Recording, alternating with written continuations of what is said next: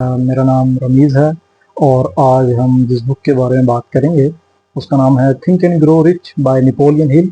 और पहले मैं आपको बताते चलूँ कि नेपोलियन हिल ने इस किताब को लिखने के लिए 25 सक्सेसफुल लोगों का सहारा लिया और उनका इंटरव्यू किया और इस किताब को ऑन द पेजेस और इसको पब्लिश किया 10 सालों के अंदर।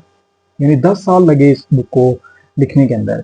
और इस बुक का जो मेन मकसद है, मेन जो क्रक्स है वो ये है कि हम एक गोल को सेट कर देते हैं जब, तो हम उसको हासिल किस तरह करें।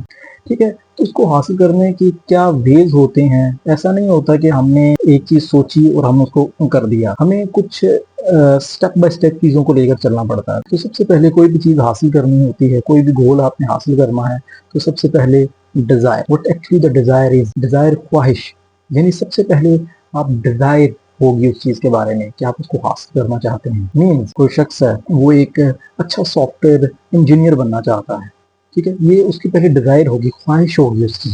और बहुत सी ख्वाहिशात होती हैं जो इंसान की वक्त के साथ बदलती रहती हैं और कुछ ख्वाहिशात पीछे रह जाती हैं, वो डिजायर से आगे बढ़ ही नहीं पाता।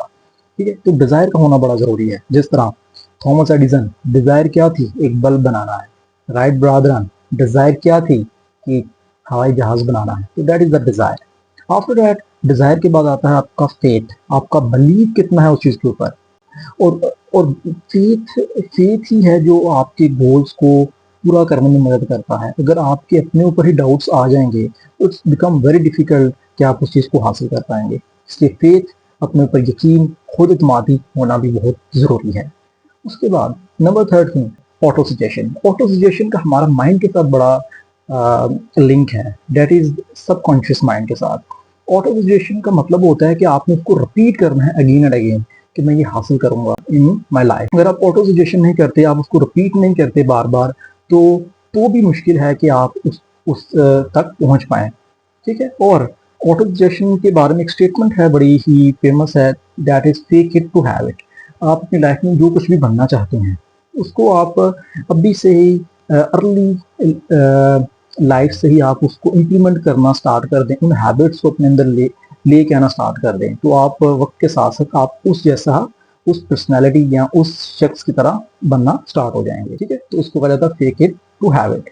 तो ये था ऑटो सजेशन। ऑटो सजेशन के बाद हमारे पास आता है imagination, very important. Imagination, imagination ये है कि, और इमेजिनेशन के बगैर कुछ भी नहीं है। आइंस्टाइन भी कहते हैं कि नॉलेज जो है वो आपको ए से बी तक लेके जा सकता है, ए से जी तक लेके जा सकता है, but imagination takes you anywhere.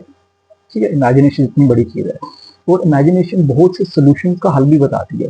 Mean एक प्रॉब्लम आई है, अब प्रॉब्लम एक क्रिटिकल प्रॉब्लम है और उस पे आप एक डिस्ट्रैक्टेड जगह पे सोचेंगे तो हो सकता है आपको सोल्यूशन बेस्ट ना निकले। तो बहुत से फिलोसोफर्स, बहुत से राइटर्स जो हैं वो नेचर के साथ कनेक्ट होते हैं। Why? The reason is imagination. Imagine करना चीजों को बड़ा इंपॉर्टेंट है।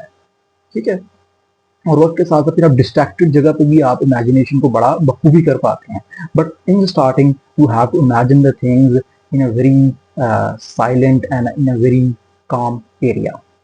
और इसके अलावा आई वॉज स्टडिंग समवेयर, मैं पढ़ा था कुछ कि हिस्ट्री के अंदर कुछ लोग ऐसे हैं, कुछ लीडर्स थे कि जिन्होंने अपना एक अलहदा कमरा रखा होता था इमेजिनेशन के लिए, सिर्फ इमेजिनेशन के लिए।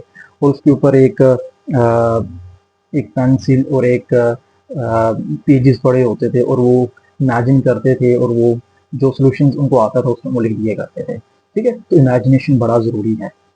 तो ये कुछ चीज़ें थी कि जो मैंने आपको बताई। और भी इस किताब के अंदर बहुत सी चीज़ें हैं जो के साथ साथ आई विल शेयर। अब और अगर आपको इसमें से कुछ समझ ना आई हो या कुछ डाउट्स हों तो आप कमेंट कर सकते हैं। आई होप सो ये वीडियो आपके लिए फ़ायदेमंद हो सकती है। Thank you very much.